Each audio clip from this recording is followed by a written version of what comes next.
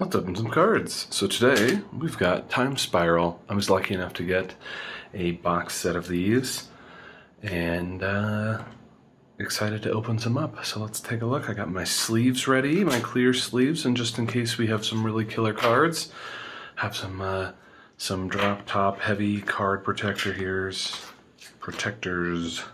Let's take a look at what we get.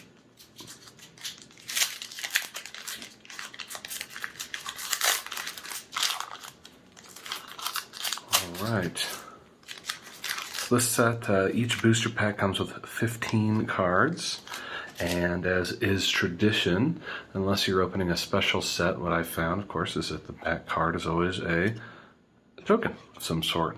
So we get a giant token. Now I'm finding that some of these are actually pretty useful. I have a buddy who plays a kobold, or a deck that makes a bunch of kobolds, and his token is hilarious, but we've opened some kobolds from this set, and it's kind of fun. So I like to flip over and start from the top and just take a look. We got a Keldon Halberdier. Halberdier. Not sure how to say that one. Okay. What I'm kind of looking for is I really like the suspend ability, which is, of course, you pay whatever the cost is listed on the card, and then suspend it for X turns, where in this case X is 4. So I get to play this card. People see it. It's exiled while this happens, but people see this card out, and 4 turns later I get to cast it for free, which is really cool. Logic Knox. An X cost, X plus 2 blue, to delve. Each card you exile from your graveyard, of course, removes its one mana cost. Counter target spell unless its controller pays X. Okay, could see that being useful. A bunch of slivers in this set. All sliver creatures have trample. That's pretty good, but it costs 6. It's kind of a lot. One day I might build a sliver deck. Thorn-Willed Archer, 2-cost creature, elf archer with reach and death touch. That's pretty good. I know that some of my playgroup have some elves, some have an elf deck, so that's a pretty good. I would put that elf in an elf deck. And it's cool art here too. Looks like it's in the forest, perched in a tree with some like dead creatures by it with some arrows in them. It's pretty cool. Deathspore Thallid. Wait for this plane to go over. A lot of noise here.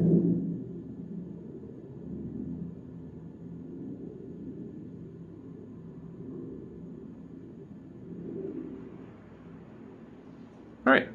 Deathspore Thallid, a 2-cost zombie fungus. At the beginning of your upkeep, put a spore counter on Deathspore Thallid. Remove 3 spore counters from Deathspore Thallid to create a 1/1 green Saproling creature token. Sack a Saproling. Target creature gets -1/-1. Okay, interesting. I don't know. So there's a lot going on there, but -1/-1s get around a lot of things, so it's pretty cool. Reckless Worm, got a couple of these. It's pretty cool card art. It's like it looks like a dune worm a little bit, obviously more spiky. No sense of scale, could be massive, but it's a 5-cost red creature with trample and madness. If you pay 3, if you discard this card, discard in the exile. When you do, cast it for its madness cost from exile, or put it into your graveyard. Or I guess when you discard it, it is exiled, and when you do that, you can cast it for its madness cost. I don't know if you can just cast it from exile or not. I've never played with the madness mechanic, so let me know in the comments. Seal of Primordium. A pretty cool card. Someone's breaking a seal and like trapping somebody away in some vines. I think it's pretty fun, but it's a 2-cost green removal enchantment, essentially where you sack the enchantment, destroy target artifact or enchantment. Not bad. Everybody knows you got to remove some artifacts or enchantments sometimes. Yeah, first white card of this pack here, Amru Scout, 2-cost creature, Kithkin Rebel Scout. It's a 2/1. Pay 4 to tap and search your library for another Rebel card that costs 3 or less and just put it into the battlefield. That's not bad. I keep seeing cards like this, but they're pretty tribal, right? You have to have a good amount of Rebels in your deck, or at least a couple just to pop off a combo here, or something like that. So, interesting. Bound in Silence, 3-cost tribal enchantment, another Rebel card, Rebel Aura. Enchant a creature and it can't attack or block, so probably enchanting someone else's creature. I do like these cards. You know, some people have some pretty nasty things on the battlefield, and as long as they don't have hexproof or shroud or something like that, enchant them down and make them kind of unusable. Can't attack or block.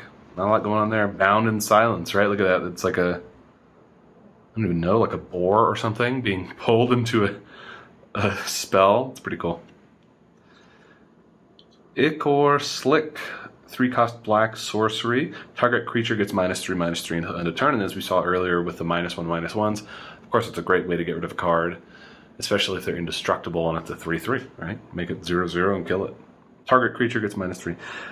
You could also pay 2 to cycle this card to draw a card, and if you discard this, exile it.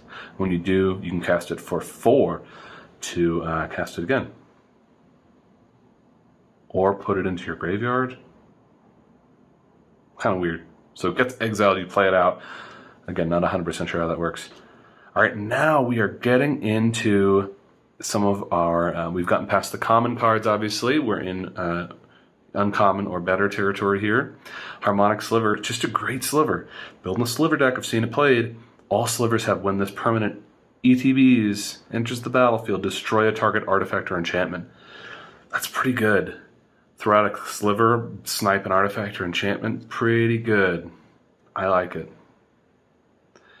Imperiosaur, 4-cost green dinosaur. Spend only mana produced by basic lands to cast the spell. Interesting. Really interesting. You know, unless you're playing a mono green deck, which maybe is where you would play this card, I don't know. Or, you know, a green, you know, a dual land deck or something like that, dual color deck. I don't know. That on turn 4, I will not have, well, you can play some sorceries and grab some basic lands or something and then throw this out on turn 3 maybe. But, interesting. Okay, 5/5 dinosaur. The next card's very exciting. Faceless Devourer. Okay, this is a 3-cost Nightmare Horror, and if you can kind of see it here, it is, like, well, Faceless Devourer. It has a bunch of like mouths and things coming out of it, but it's like spewing out black smoke. Pretty interesting. It's a 2/1 creature. It has Shadow. So Shadow is only creatures with Shadow can only be blocked by creatures with Shadow. So if you're playing like, I haven't done this, but you could think about making a deck with a bunch of Shadow creatures in it and just sneak by. It's kind of like Land Walk, but a little maybe more likely to happen. When it enters the battlefield, exile another target creature with Shadow.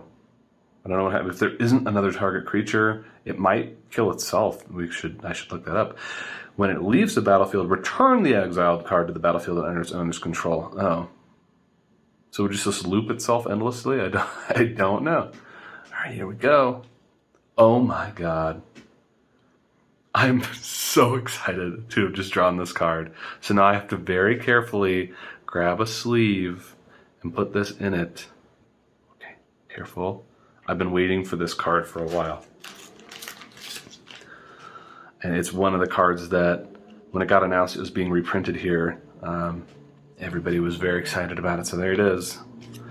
Gone into a sleeve and then going to go into a, whatever you want to call it, hard case.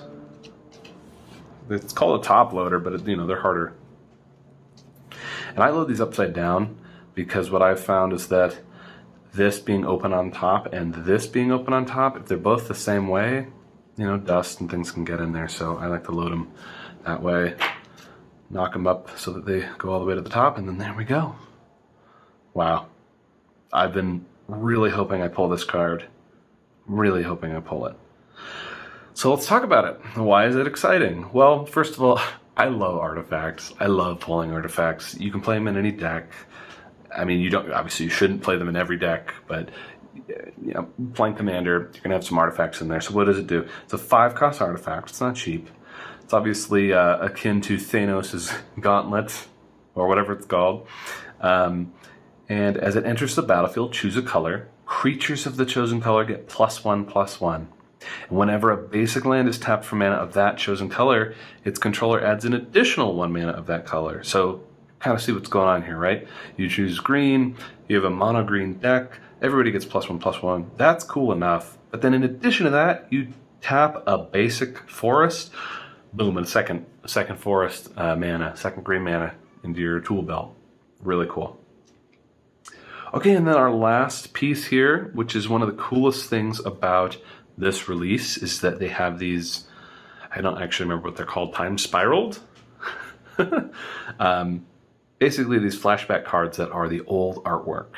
And so here we have one called, good luck, Qasali, Kasali, maybe? Kasali Pride Mage, Cat Wizard. It is a 2/2, and it is a forest and a plain, so 2 cost, white-green, Exalted. Whenever a creature you control attacks alone, it's +1/+1 until the end of turn. Cool. And you can pay 1, sack it, destroy target artifact or enchantment. Interesting. So even though these sets, I think, arguably are supposedly randomly created, it seems weird to get some and see the trend. And the trend here being, oh look, artifact removal. Let's see, there's another one here, right? No. Either way, I feel like I got a couple cards that let me stop artifacts, right? The Sliver, this one, and someone else somewhere. So pretty interesting stuff. I'm going to look up the costs of each of these and throw them down here.